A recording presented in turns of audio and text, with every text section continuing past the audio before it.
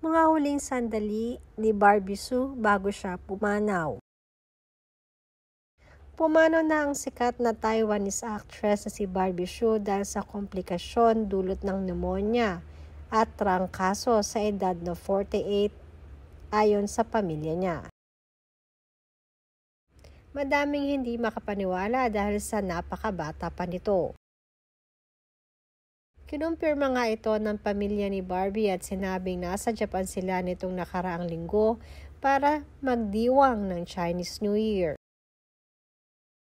Ngunit hindi di umano inasahan ng pamilya niya na papanaw ito ng mabilisan dahil sa naging sakit.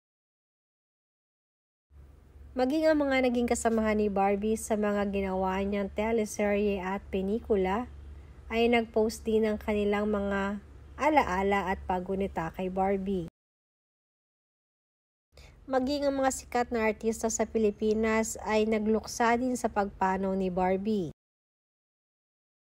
Matatanda ang taong 2003 nang sumikat si Barbie sa Pilipinas dahil sa teleserye nila ng F4 na Meteor Garden.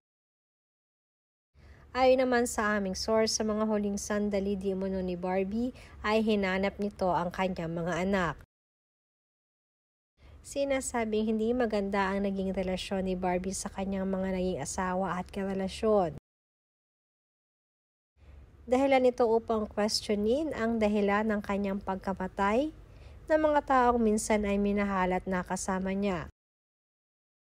Hanggang sa huling sandali di umano kasi ni Barbie ay hindi sumasang-ayon ang mga naging karelasyon ni Barbie na ito ang dahilan ng kanyang pagkamatay.